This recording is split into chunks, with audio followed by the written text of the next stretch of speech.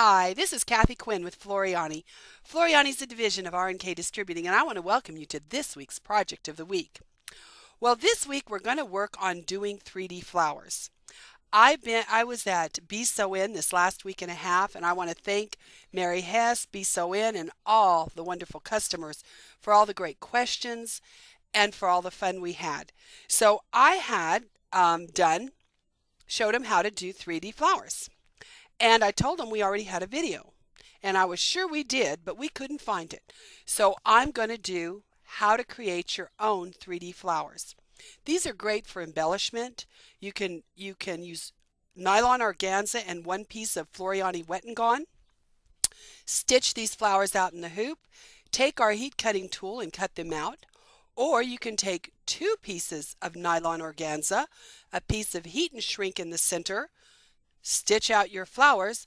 Go ahead and use your heat cutting tool to cut them out, and the ones with the heat and shrink will bloom if you steam them.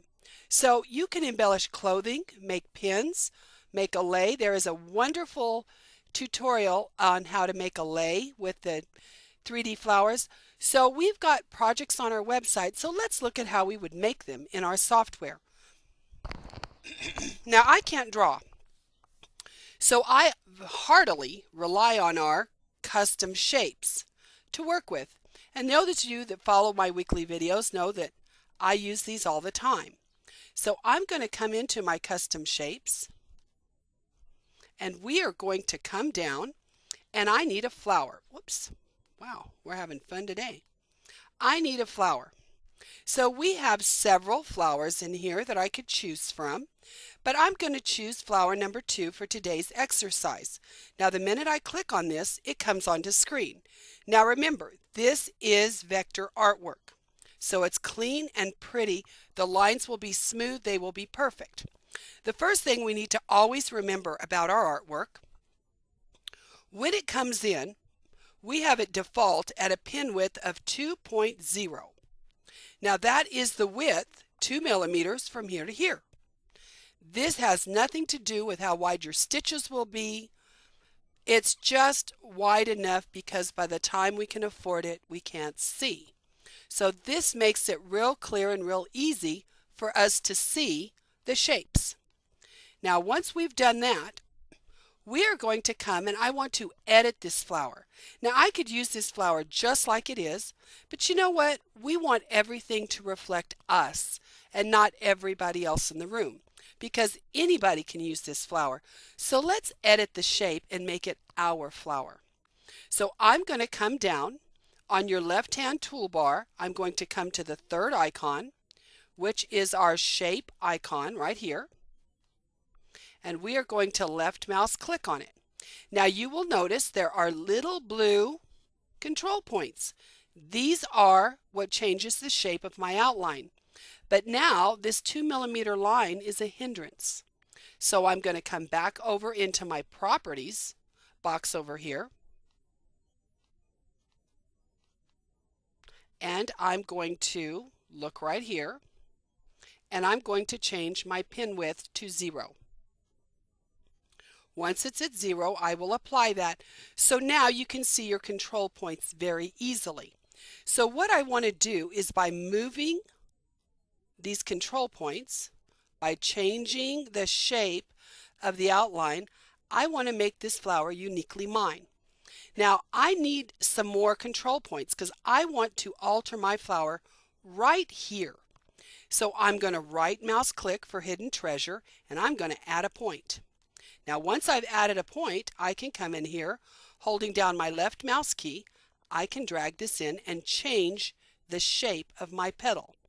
Right mouse click, add a point, come change the shape.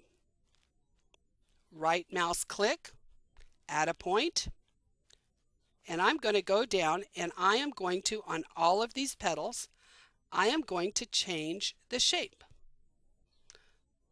So you can make your flower look any way you want. Start with any of the flowers and then go ahead and manipulate it a little bit and make it your unique flower.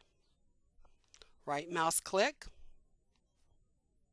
Got to put my cursor, whoops, I got my drawing pin. which also happens to be a right mouse click. There we go, add a point. Bring this in. And I'm going to do my last petal by right mouse clicking and adding a point.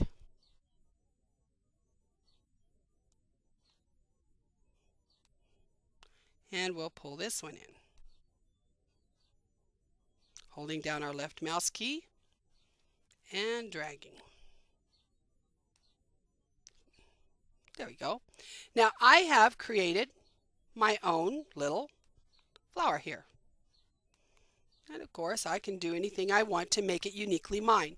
Now that I like the shape of my petals, I am going to come to my first icon on my left-hand toolbar, my select tool. I'm going to select it, and now I'm going to come down to the bottom to my wonderful one-click wonders down here. Remember, I love my one-click wonders. I am going to select my third icon over on my run stitches, and that is a steal, S-T-E-I-L. That stands for row or column. So this is a nice balanced satin, and I'm going to left mouse click on it, and like magic, I have created a beautiful satin stitch outline around my flower. Now because we can hit the one-click wonder down here at the bottom, once I select that, my properties box comes up, and anything I can do to that is right in front of me. So if I don't know what I could do to a steel stitch, it doesn't matter, because the minute I left mouse click on steel, here are my options. So what can I do? Well, I can change the width of it, and I'm going to. I want that to be 2 millimeters wide. Now I can change the density, which means how close the stitches are together. I could change the corner type. Do I want it sharp, beveled, or round? I want it sharp. I could change the angle of the stitches, and if this were going around another object, I could change how far inset the stitch would be. I'm perfectly happy with the 2 millimeter change. I will apply that. So now we are good to go. Now what I need is I need a center for my flower. So again, I'm going to rely on artwork. I'm going to come up to the top to my artwork shapes. Now these aren't the custom shapes. Here's my custom shapes. These are your artwork shapes. Now, if I click on this and wanted to look at my custom shapes, I could come down and click on custom shape and see that same folder. But right here, all I want is the ellipse. I'm going to left mouse click on it. Notice it's stuck to my cursor. I'm going to hold down my shift key, my left mouse, and drag because I want it round. There we go. So that's about perfect. Now the first thing I'm going to do, I want you to notice over here in our sequence view, I have a steel stitch and I have artwork. I'm just going to change the color of the artwork just for fun. So I've got my steel stitch and here's my artwork. Now I'm going to right mouse click copy, and I'm going to right mouse click again and paste. So notice I have two pieces of artwork here.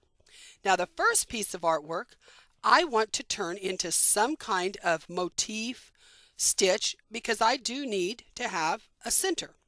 So I'm going to come down to my one-click wonders. Of course, now I've got, let's see if we can make this quit.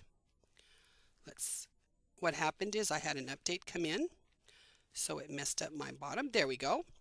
Now with this, I'm going to come down and I could put a solid fill, because these are my fills, a standard, a fancy, a motif. I could do a gradient fill. I could do a color blend fill, a wave fill, a wave gradient, or a color blend wave. So I have lots of choices here. I think I'm going to come with a motif fill.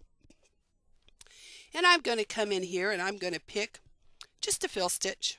Doesn't matter what. And I'm going to probably change the pattern size a little bit, make it just a bit bigger. Apply that. And I'm happy with that.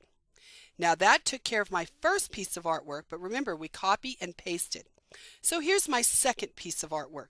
That's just a circle around. Well, I'm going to come back to that steel, and I'm going to change it to a 2 as well, 2 millimeter width, and apply. Now I have created a wonderful 3D flower. How easy was that?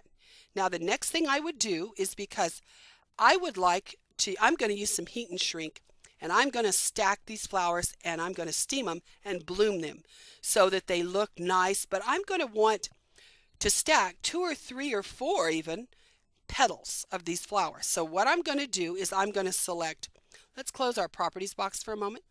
I'm going to select all items, and I'm going to come up to my toolbar right above here, and I'm going to group this so that when I go to grab something, I don't get just a piece of it, I'll get the whole thing. Now I'm going to right mouse click, and I'm going to copy this. Mix it a little bit, there we go, copy, and I'm going to right mouse click and paste. So now I have a second flower if I move this off. Now let's move this over. Let's go ahead and zoom out. And I'm going to make this one just a little bit smaller. Not a lot, just a bit. Now I'm going to right mouse click and paste again. So now I have another flower.